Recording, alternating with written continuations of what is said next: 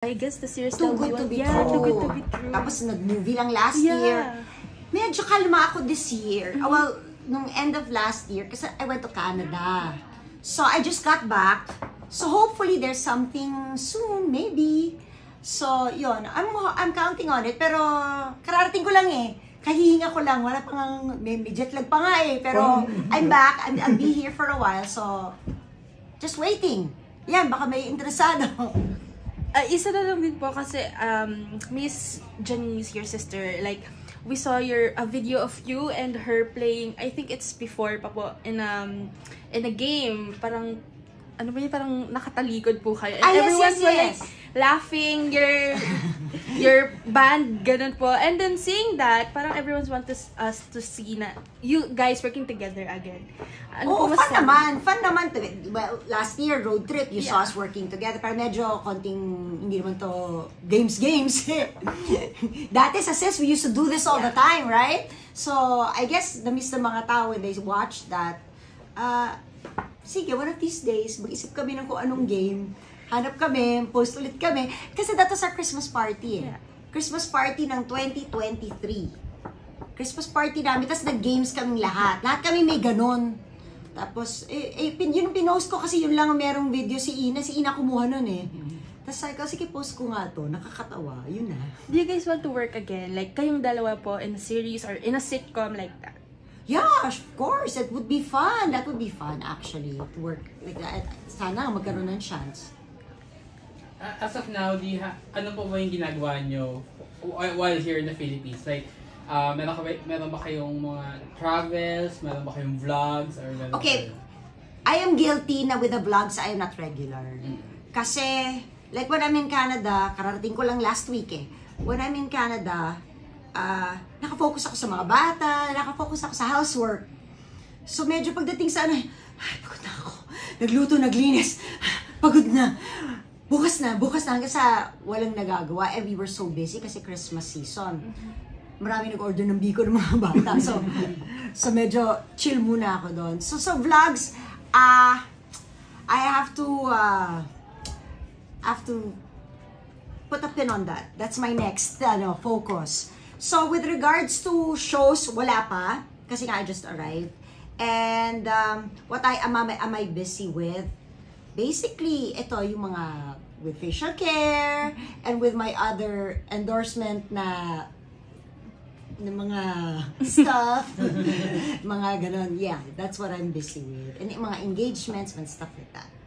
Miss, Jenny. Nalito ako sa inyo eh. Kaya mo ba? Nalito ako eh. Na-starstruck ako. Bale, may dream role pa po ba kayo na gustong in the future? Feeling ko parang kasi there's no one role na the same. Like, I could have played a rich mom before, pero ito naman ang rich mom na ito baliw, or rich mom na ito killer. Di ba parang maraming nuances ang bawat character. So even if I've played maybe a nun before, pero meron namang nun na iba yung ugali, di ba? So, marami pa akong hindi na experience na role. Now, it would be nice to actually be able to do in the future. Yes. At saka ang dami na ngayon kasi nga may streaming platforms. Ang dami ng platforms lately. So, there's daming projects. There's many other ways to actually be able to do that. Nakakapanood pa ba kayo sa mga ganon? Sabi niyo kasi masyado kayong maraming household chores. Meron ba kayong time for yourself na yung me time? Anong ginagawa niyo sa me time? Well, yun yung nasa Canada. Ngayon dito ako, medyo mas may time ako. So, eto nanonood ako ng mga shows. Ang aking thing now is the Chicago series. Chicago Fire, Chicago PD, Chicago Med, Law and Order, SVU, mga ganyan. And of course, my Korean shows. Of course. And ano pa ba? Tapos yun, whatever. Niti, nagko-crochet ako, yung mga ganyan. Parang old na talaga, no? Pero nagko-crochet ako. Miss Janet, isisingit ko lang po yung sa K-drama. Like, you're a K-drama fan. Ano pong favorite series po ninyo nowadays? Okay, I am guilty that for the past 2 years, siguro hindi ako as active sa panonood. Kasi parang yung mga gusto ko nasa military.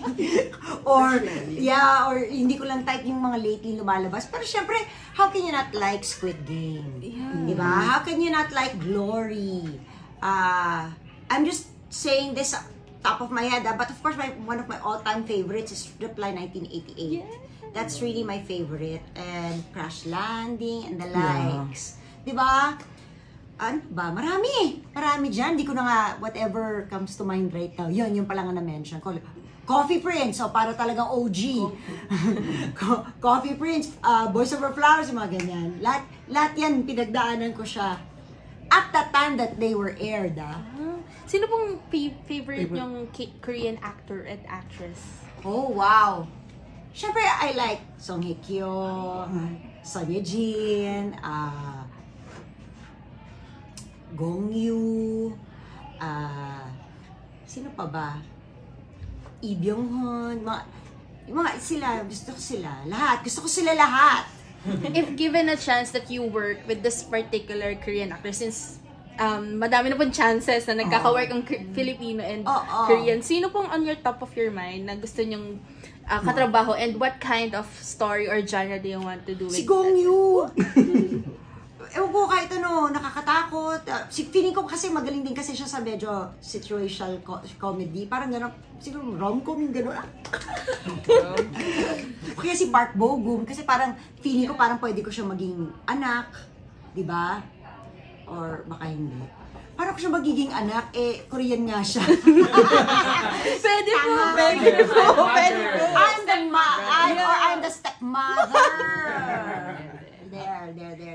May napuntahan na po ba kayong mga fan meet, mga Korean? Yes! Kay Lee Min Ho, kay... di ko pala nasabi si suddenly I forgot his name. Sa Itaewon class, si... Park Seo-joon. Park Seo-joon. Gusto ko rin siya. Magaling siya. So si Park Seo-joon, pumunta din ako sa fan meet niya. Si Nico ng 2PM, nanood ako ng 2PM, nanood ako Big Bang, nanood ako ng... Ang dami, 17? Si Strong Girl Bongsun, si Park Hyung-sik. Nanood din ako Park Hyung-sik. Sino pa ba yung pinanood ko? Too many to mention. Anong sabi naman po ni Habi doon sa inyong mga hobby? Mga yung mga minsan nahihiya ako. Hindi siya nagre-reklamo, pero minsan nahihiya din ako sa sarili ko. Kaya lang, wala na tayong wala na siya magawa eh. Minsan nga pag makikita niya si isang billboard, sabi niya, yan ba yung gusto mo? Parang hindi naman masyadong pogi. Sabi ko, wala naman ako sinabing pogi siya eh. Sabi ko, gusto ko siya. Okay? Kasi ang lalaki, iba yung kanilang gauge ng tayo kasama dyan ang charisma, ang appeal, ang tapos yung ang linis, mukhang mabango. So, siya, feeling niya ang conventional pogi, si Brad Pitt, si Tom Cruise, sino sa kanya, parang hindi ganun yun for girls. It's not it. Madami. Yes, maraming facets and levels. Tsaka iba rin naman po yung kagwapuhan niya sa mga... Kasi siya naman, aminin na natin, siya naman pinakagwapo, di ba? Yeah. Bawi ako ba? Mandy. Thank you po. Thank you po. Salamat.